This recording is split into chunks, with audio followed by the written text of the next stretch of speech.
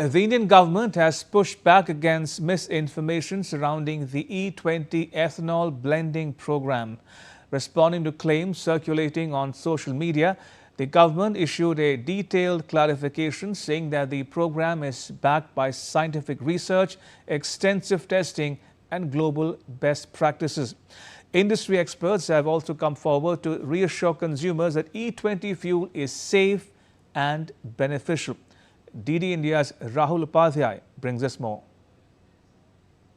The government of India issued a detailed rebuttal to misinformation circulating on social media about India's E20 ethanol blending program, rejecting claims related to excessive water consumption, engine damage, environmental risks, and fuel safety. In a 10-point clarification, the Ministry of Petroleum and Natural Gas said the E20 program, under which petrol contains up to 20% ethanol, is supported by scientific evidence, extensive testing, and global best practices. Automotive Research Association of India, ARAI, trials covering around 40,000 kilometers in passenger vehicles and 20,000 kilometers in two-wheelers found no significant impact on drivability or fuel efficiency, with only marginal changes in mileage. Studies by ARAI, Indian Oil Corporation, and Indian Institute of Petroleum and SIAM found no evidence that E20 damages engines or corrodes vehicle components. Automobile manufacturers and insurers have confirmed that vehicles designed or approved for E20 continue to remain covered under applicable warranty and insurance terms. The government rejected claims that producing 1 liter of ethanol requires 10,000 liters of water, stating that only surplus rice after meeting national food security requirements is used for ethanol production.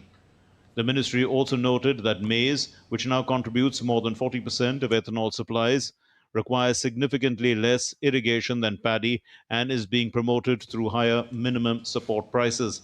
The government said ethanol blended fuel is not an experiment, pointing out that countries including the United States, Brazil, Canada, Thailand, Japan, and several European nations have been using ethanol blended fuel for decades. The government further denied claims that it had described the E20 program as an experiment before the Supreme Court, saying the proceedings related to contractual provisions governing ethanol procurement and not to the scientific validity of ethanol blending. The ministry dismissed claims that E20 increases the risk of water entering fuel tanks, saying modern vehicles and fuel retail infrastructure have safeguards against water ingress. On environmental concerns, government said ethanol plants require statutory environmental clearances, are regulated for groundwater use, and must comply with zero liquid discharge norms. The government said the ethanol blending program has saved more than 1.9 lakh crore rupees in foreign exchange, enabled payments of over 1.6 lakh crore rupees to farmers, reduced carbon dioxide emissions by around 930 lakh metric tons, and displaced more than 310 lakh metric tons of crude oil imports since 2014-15.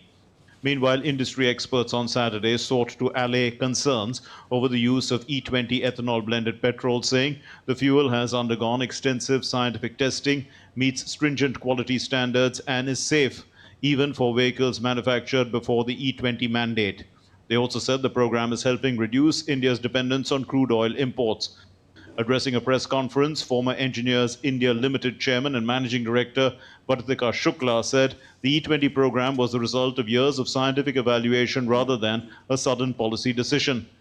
Ethanol blending in petrol has been not done overnight. It is a measured, scientifically driven, step-by-step process. It is supported by scientific evidence, extensive testing by the automotive manufacturers and the agencies who support them. Vikram Gulati, country head and executive vice president, corporate affairs and governance, Toyota Kirloskar Motor, said both vehicles and fuels in India undergo rigorous testing and certification before reaching consumers. Ethanol is a very good fuel. Its RON is much higher, therefore very good drivability. With scientific studies, extensive vehicle testing, and support from industry experts, the government maintains that the E20 ethanol blending program is a major step towards cleaner mobility, greater energy security, and improved incomes for farmers. Rahul Upadhyay's report for DD India.